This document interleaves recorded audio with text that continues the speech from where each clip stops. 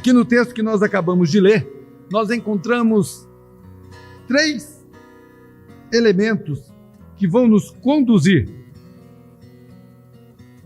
dentro do pensamento de Paulo, daquilo que ele está nos apresentando no texto. Ele fala para nós assim: vivei acima de tudo por modo digno do Evangelho de Cristo, para que, ou indo ver-vos, ou estando ausente, ouça no tocante a vós outros, que estáis firmes em um só Espírito. Coerência. A segunda coisa que nós encontramos, o segundo elemento neste texto, nós lemos aqui dizendo o seguinte: com uma só alma, lutando juntos pela fé. Lutando juntos pela fé. Ele está falando de cooperação. E ainda, ele fala para nós: porque vos foi concedida a graça de padecerdes por Cristo, e não somente de credes nele, pois tendes o mesmo combate que viste em mim, e ainda agora ouvis que é o meu. E ele traz isso para nós, dizendo da graça a qual nós pertencemos, e isso é confiança. E é isso que eu quero tratar com os meus irmãos que estão aqui nesta noite e os que estão nos ouvindo pela internet. A maior arma dos nossos irmãos não é uma mensagem inspiradora, não é alguém chegar aqui e trazer algo que os convença, e nem tampouco um livro que venha falar algumas coisas concernentes ao Evangelho, mas sem dúvida alguma a maior arma que nós temos é a nossa coerência quanto ao Evangelho que nós pregamos. Por que coerência, meus irmãos? Conforme falei para os irmãos, é importante que nós não somente saibamos o Evangelho, mas de fato o apresentamos ele em nós mesmos. Nós vivemos o Evangelho e através da vivência que nós temos em Cristo Jesus, a certeza da nossa salvação, determinados e confiantes nessa verdade, é que as outras pessoas verão a diferença em nós. Se nós tão somente formos como os bárbaros no passado, falando coisas sem sentido, porque não vem em nós de fato esta verdade intrínseca, como crerão no Deus que nós cremos? Como as pessoas olharão para nós e saberão em quem nós cremos? É interessante, e enquanto eu estava estudando para falar com os irmãos, eu busquei direto no grego algumas coisas relacionadas ao que Paulo estava escrevendo, e ele coloca uma palavra que é mono, e ele, dentro desse contexto, deste mono, ele apresenta a situação de quem ou com quem ele está falando, porque essa palavra mono mostra ser um, mas ao mesmo tempo ela identifica de onde são. Então elas estão falando com os irmãos para que eles portem, que eles vivam, que eles estejam de tal maneira que as pessoas olhando para eles vejam Cristo na vida deles. Portai-vos acima de tudo, por modo digno do Evangelho de Cristo. A nossa vida no Evangelho não é porque somos bonitos, satisfeitos, alegres e animados que Jesus nos chamou. Nós não merecíamos. E se Ele nos chamou, nós somos privilegiados. Não somos melhores do que ninguém, somos tão pecadores quanto os demais. Mas a graça de Deus nos alcançou, nos trazendo para uma nova vida. Então, Paulo escreve aos Filipenses dizendo: portai-vos de tal maneira que sejais digno do Evangelho de Cristo. E é interessante, nós conseguimos observar de onde as pessoas são. Em certos aspectos, quando nós conversamos com o Êndio, pela linguagem do Êndio, da Dona Emília, da Juliane, do nosso irmão de Ariã, a gente sabe que não são brasileiros.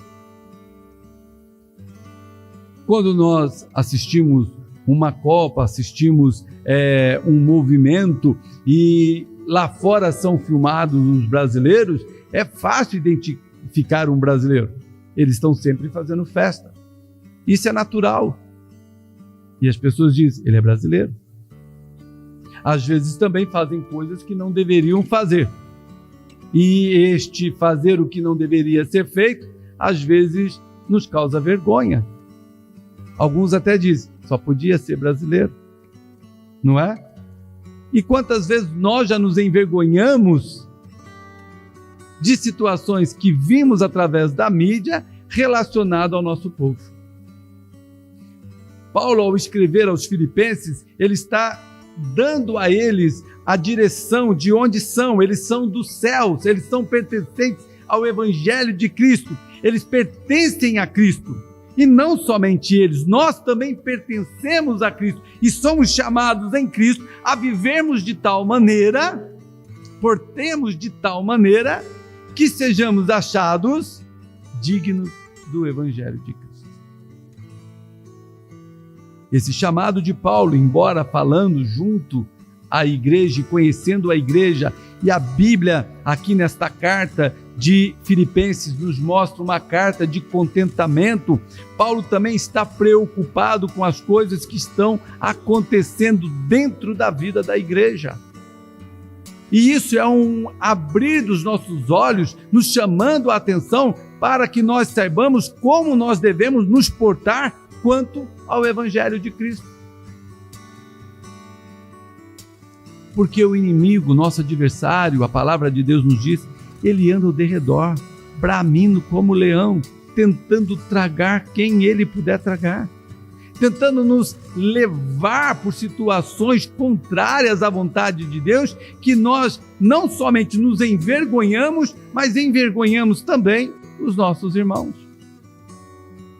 Então Paulo chama a atenção da igreja dizendo para ela, portai-vos de tal maneira que vos mostrem privilegiados, dignos do Evangelho de Cristo. Paulo apresenta a necessidade de mostrar a diferença neste mundo caído, nós que somos achados em Cristo Jesus. E isso me faz lembrar de uma passagem bíblica que está sempre mexendo no meu coração. Quando a rainha de Sabá vem visitar o rei Salomão, quantos já leram isso, segundo Crônicas, capítulo 9? Faz assim com a mão, só para eu saber. Quando ela vem visitar, ela adentra o palácio do rei e ela começa a observar tudo quanto está diante dos seus olhos. Ela traz diante do rei perguntas e ele as responde todas. E no final ela diz que ficou maravilhada e que aquilo que ela tinha ouvido falar dele não chegava nem perto daquilo de fato que eles eram. E ela repara algo que até o assentar dos servos de Salomão eram diferentes. E trazendo para nós, quanto mais glorioso é Cristo do que Salomão. Como nós temos nos portado diante dos homens deste mundo caído, apresentando-nos como embaixadores de Cristo neste mundo. Então, Paulo está aqui falando para a igreja como ela deve proceder e assim falando para nós, porque esta carta atravessa gerações, chega até a nós, nos chamando a atenção para que nós possamos viver de tal maneira que sejamos dignos do Evangelho de Cristo. É ter coerência, é ter a coerência daquilo que falamos com aquilo que nós vivemos. Tem um ditado popular que diz assim: o que você faz grita tão alto que eu não consigo ouvir o que você diz.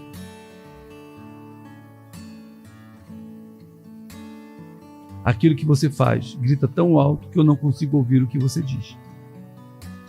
O fato de que muitas vezes você está falando, você está apresentando, você está trazendo diante dos homens palavras, exposições, mas as suas atitudes não deixam que ele te ouça, porque elas estão falando mais alto. é o nosso comportamento, é o nosso modo de viver, é nós mostrarmos que de fato somos do céu, é sermos coerentes com aquilo que nós pregamos. E nós não sabemos quem é que virá nos encontrar ou quem vai estar nos observando. Às vezes você pode pensar que não tem ninguém olhando para você, não está ninguém vendo você. E às vezes você pode estar sendo até testado naquilo que você está dizendo, naquilo que você está fazendo. A pessoa às vezes está te dando uma oportunidade para ver de fato se aquilo que você prega é aquilo que você vive. Então, Paulo chama a atenção para que nós não venhamos estragar, para que nós não venhamos ser incoerentes com aquilo que nós pregamos, com aquilo que nós vivemos. Que nós não venhamos dar uma ideia errada ao mundo quanto ao Evangelho. E estes últimos tempos têm sido mais difícil. Por quê? Porque muitas pessoas acharam fácil falar do Evangelho. O mundo carece de Deus, o mundo precisa de Deus, mas não entende quanto a verdade de Deus. E abraçam tudo como fosse verdade, como cegos são guiados e se perdem pelo caminho. Muitas portas são abertas falando em nome de Deus, quando na verdade o que as pessoas procuram em nome de Deus é tão somente caça-níquel.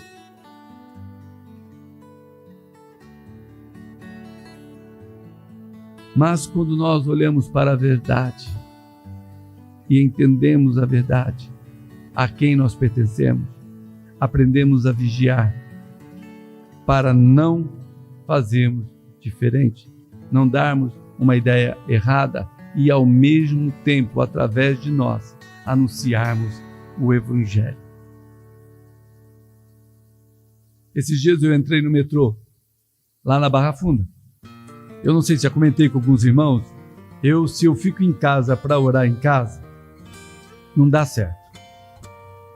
Porque, eu não sei se é porque minha mãe era assim, porque sou filho da Dona Marilda, eu começo a pôr o joelho no chão para orar. Estou ali orando, aí eu vejo o negócio atrapalhado, eu vou lá e arrumo. Aí eu vejo uma outra coisa fora do lugar, vou lá e arrumo. E aí, se eu vou orar na sala, eu estico o negócio do sofá, arrumo as almofadas, gente, não vai dar para eu orar, porque eu vou ficar arrumando em casa. Não vai dar certo. Então eu saio para orar. E tem um local que eu vou para orar. E quando eu volto, eu pego o metrô para chegar mais rápido em casa, que é um pouquinho longe. E aí, eu